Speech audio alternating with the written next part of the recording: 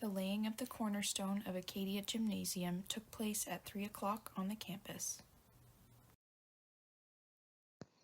Take a short venture along the front of the gymnasium, and you will find an interesting cornerstone. It says, "This stone was laid by General Sir Arthur W. Currie on May 26, 1920. You may be wondering about this inscription and its importance. You may even remember that General Currie commanded the Canadian Corps after the battle at Vimy Ridge and until the end of the war. But why is General Sir Arthur Currie laying the cornerstone of Acadia's gymnasium?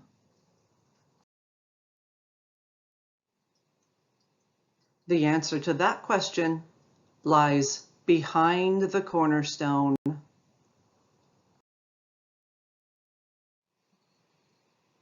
Seen here, circa 1910, the old gymnasium, located on University Avenue, burned to the ground in June of 1914.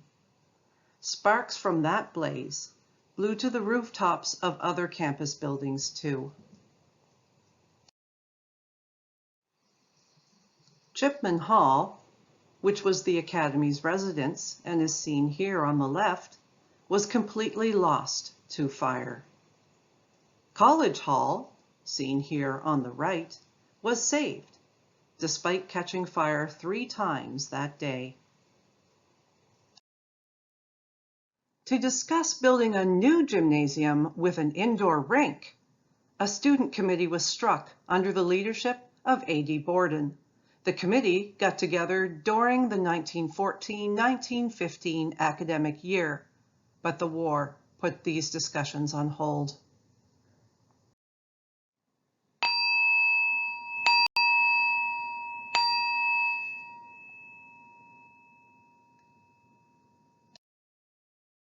With the long war finally over, Acadia students were no longer soldiers. They came home in 1919 and back to their studies soon after. As the classes swelled with veterans, so did the demand for a gymnasium. The alumni newsletter indicated, On April 7, 1919, the students of Acadia's institutions, together with the alumni of Wolfville, met in the Assembly Hall to consider the matter of a war memorial. The suggestion made was that of a memorial gymnasium, typifying as it does the sporting spirit of the men who were in the Army. Support for the idea was strong.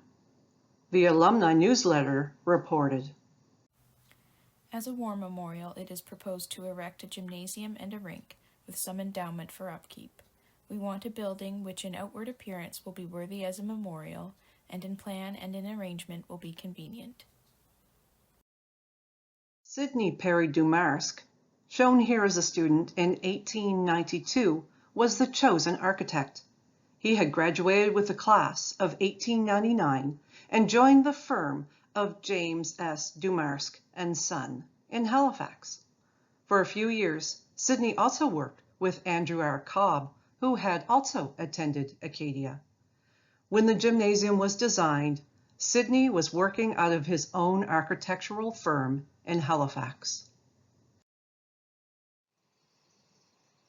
Throughout July and August of 1919, the alumni newsletter publishes lists of funding with pledges and pleas for those pledges to be honored. The governors have decided that this work cannot be begun until at least the amount of $50,000 has been pledged. The sum of the pledges to date is in the neighborhood of $40,000. You see the point. The pleas literally paid off. By October 1919, Charles Wright is contracted to build the gymnasium. The alumni newsletter bragged, It will be constructed of local quartzite, similar to the Academy residence, and it will be trimmed with Indiana limestone. Things move quickly from that point onward. The foundation is completed by December 1919. A cornerstone would make a nice permanent feature. And Acadia's president knew just the right man for the job.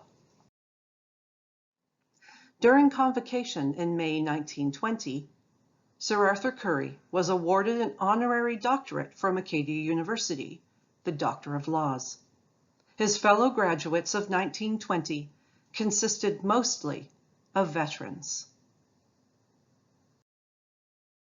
On the afternoon of convocation, General Sir Arthur Currie laid the cornerstone of the Memorial Gymnasium. His speech on that day recognized Canada's war effort.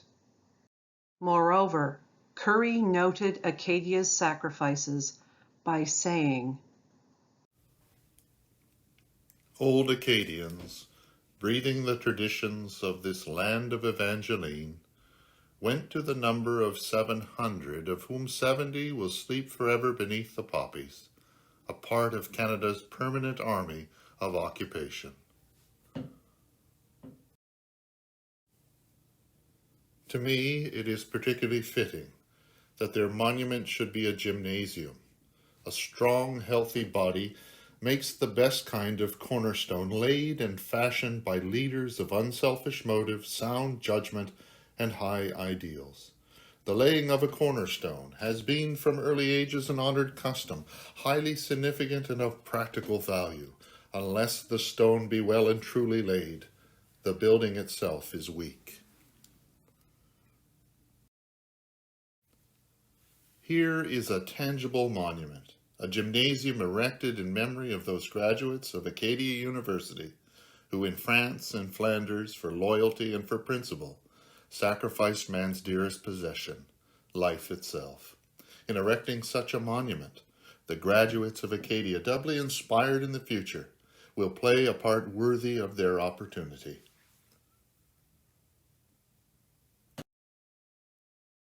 You can learn more about Acadia's rich history by visiting Acadia's archives and special collections. We are available online 24/7. Find us at archives.acadiau.ca.